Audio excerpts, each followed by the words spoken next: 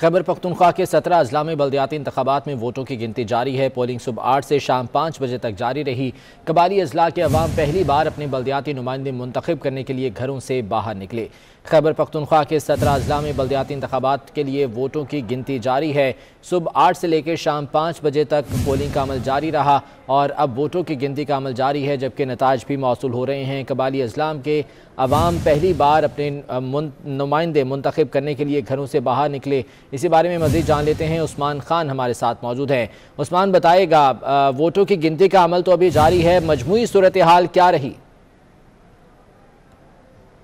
जी बहुत शुक्रिया। खैबर पख्तूनख्वा में बल्दियाती इंतखाबात का ये पहला मरला था और 17 अजला में बल्दियाती इंतखाबात हो रहे हैं। इस वक्त मैं पेशावर में मौजूद हूँ और पेशावर की अगर हम सूरत हाल की बात करें तो मुख्तलिफ पोलिंग स्टेशन के रिज़ल्ट आना शुरू हो चुके हैं। मुख्तलिफ पोलिंग स्टेशन पर जो है पाकिस्तान पीपल्स पार्टी के उम्मीदवार आ गए हैं और बाज़ स्टेशन पर JUI के उम्मीदवार ज़ुबैर अली आ गए हैं, जबकि कुछ पोलिंग स्टेशन पर पाकिस्तान तहरीक इंसाफ के उम्मीदवार को बरतरी हासिल है। इसी के साथ साथ खैबर पख्तूनख्वा के अगर हम दीगर अजला की बात करें तो टांग की अगर हम बात करें तो टांग में JUI के उम्मीदवार सदाम हुसैन अब तक आगे हैं और पाकिस्तान तहरीक इंसाफ के उम्मीदवार दूसरे नंबर पर है।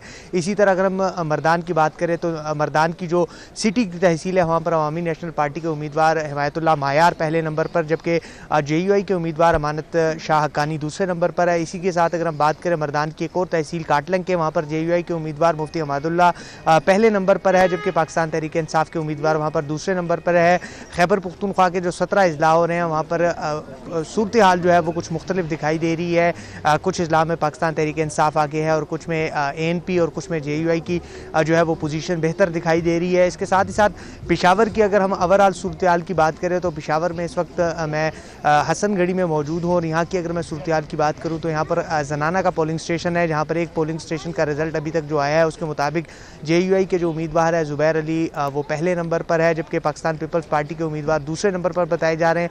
इसी तरह अगर हम अफ़गान कॉलोनी की बात करें, अफ़गान कॉलोनी का जो गैर हतमी और गैर सरकारी नतीजा है उसके मुताबिक JUI के उम्मीदवार ज़ुबैर अली को 56, जबकि जो अवामी नेशनल पार्टी के उम्मीदवार हैं उनको 52 वोट मिले हैं।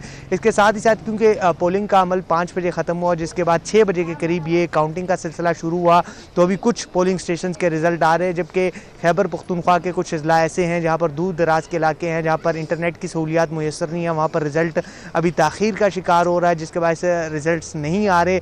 तो ये तमाम तर सूरत हाल है खैबर पख्तूनख्वा की, जहाँ पर आज बल्दियाती इंतखाबात हो रहे हैं, जबकि 2 अजला ऐसे थे जहाँ पर तहसील के इंतखाबात कुछ नागज़ीर वजूहात की बिना पर मुलतवी हो गए हैं। पेशावर की अगर मैं बात करूँ तो पेशावर में कुछ यूनियन कौंसल और कुछ नेबरहुड कौंसल्स हैं जहाँ पर मुख्तलिफ़ किस्म के वाक़यात रूनुमा हुए हैं, जिसके बायस वहाँ पर इंतखाबात को आर्दी तौर पर मुलतवी कर दिया। ओवरऑल अगर मैं सूरत हाल की बात करूँ तो आज सुबह जब 8 बजे पोलिंग का अमल शुरू हुआ तो सुबह सवेरे से ही लोगों की एक बहुत बड़ी तादाद अपना वोट कास्ट करने के लिए अपने घरों से निकली है और लोगों की एक बहुत बड़ी तादाद ने आज पेशावर की अगर मैं बात करूँ तो बल्दियाती इंतखाबात में हिस्सा लिया। 5 बजे तमाम तर पोलिंग स्टेशन के दरवाज़ों को मुकम्मल तौर पर बंद कर दिया गया था। पोलिंग स्टेशन की हदूद के अंदर जो लोग मौजूद थे उन्होंने ही अपना वोट कास्ट किया और 6 बजे के बाद गिनती का अमल शुरू हुआ और अब आहिस्ता आहिस्ता जो है वो रिजल्ट्स आना शुरू हो रहे हैं। ठीक है उस्मान, आप हमारे साथ ही मौजूद रहिएगा, मजीद भी आपसे जानते हैं। यहाँ पर अपने नाज़रीन को खबर देंगे बन्नू से, जहाँ पोस्ट ग्रेजुएट डिग्री कॉलेज में PTI के उम्मीदवार आ गए हैं। PTI के इकबाल जदून 130 वोटों के साथ आ गए हैं, जबकि जमात इस्लामी के यासीन खान ने यहाँ से 92 वोट अब तक हासिल किए हैं और वो दूसरे नंबर पर हैं, जबकि JUI के उम्मीदवार इरफान दुरानी 63 वोटों के साथ यहाँ से तीसरे नंबर पर हैं। बन्नू से पोस्ट ग्रेजुएट डिग्री कॉलेज में ये रिज़ल्ट है जो कि आप तक पहुँचा रहे हैं। गैर सरकारी गैर हतमी नताज के मुताबिक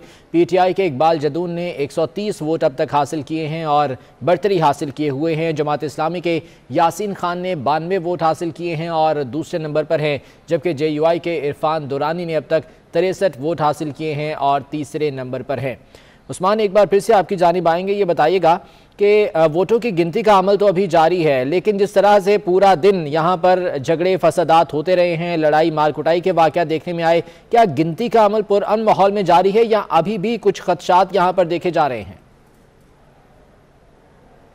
तमाम तर उम्मीदवारों की जानिब से ये खदशात पाए जा रहे हैं कि जो सूबाई जमात है और जो इंतज़ामिया के साथ मिलकर मुख्तलिफ मकामात पर नताइज के दौरान जो जब काउंटिंग का अमल शुरू होता है वहाँ पर धांधली कर रहे हैं, तो इस पर अपोजिशन जमातों को शदीद तहफ़्फ़ुज़ात है इंतज़ामिया से और पुलिस हुकाम से।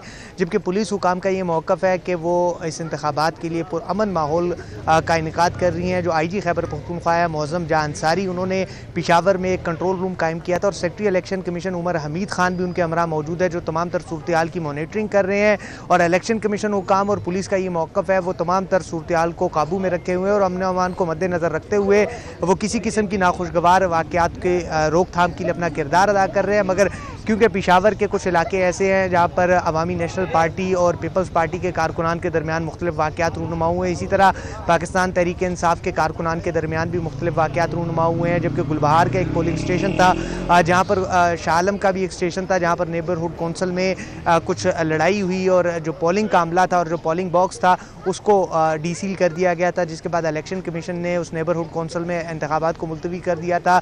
इसी तरह गुज़श्ता रात भी एक नेबरहुड कौंसल में वाक़या रूनुमा हुआ था जिस पर खातून प्रिजाइडिंग अफसर और उसके खामन को पुलिस ने गिरफ्तार किया था। कि खैबर पख्तूनख्वा के कुछ ऐसे भी दूर दराज के इलाके हैं जहाँ पर सिक्योरिटी के कोई खातिर ख्वाह इंतजामात नहीं देखे गए, वहाँ पर बहुत कम तादाद में सिक्योरिटी एहलकार तैनात थे। क्या इस बारे में इलेक्शन कमीशन का या सिक्योरिटी हुक्काम का कोई मौक़िफ़ आया है? देखिए, ये बल्दियाती इंतखाबात का पहला मरला था और अगर आप सिक्योरिटी की बात करें तो जो फाटा के इलाके हैं, जो बॉर्डर एरियाज़ हैं, वहाँ पर बहुत मुश्किलात का सामना था। पुलिस हुकाम की नफरी भी वहाँ पर कम थी क्योंकि एक तरफ तो पुलिस हुकाम के पास जो अमला था वो कम था, जिसके बायस वहाँ पर सिक्योरिटी के इंतहाई कम इंतजामात थे। जिसमें हम खैबर की बात करें, मोहम्मद एजेंसी की बात करें, बाजौड़ की बात करें, तो वहाँ पर सिक्योरिटी के बहुत खदशात और मुख्तलिफ़ किस्म के वाक़यात भी रूनुमा हुए हैं। जबकि खैबर में भी एक खुदकुश धमाका हुआ था जिसमें 3 से ज़ायद अफराद जाँ बहक हुए हैं। इसी तरह दीगर अजला में भी फायरिंग के वाक़यात रूनुमा हुए, जिस पर इलेक्शन कमीशन ने भी सख्त नोटिस लेते हुए जो मुतलका रिटर्निंग अफसर है और डिप्टी कमिश्नर और जो मुतलका पुलिस हुकाम है उनको मौके पर भेजकर इस बात की इंक्वायरी का कहा है कि वहाँ पर पोलिंग के अमले को मुतासिर ना होने दिया जाए। अगर क्योंकि फाटा में 74 सालों बाद यानी पहली बार बल्दियाती इंतखाबात का इनेकाद हुआ तो वहाँ पर भी लोगों के अंदर बहुत गहमा पाई जा रही, मगर क्योंकि फाटा में कुछ ऐसे इजला भी हैं जहाँ पर कुछ लोग फाटा के मर्जर के ख़िलाफ़ थे, तो उन्होंने पोलिंग के दौरान जो है वो अमले को जो है वो मुख्तलिफ। ठीक है उस्मान, आपसे अपडेट्स जानते रहेंगे। फिल वक्त बहुत शुक्रिया आपका।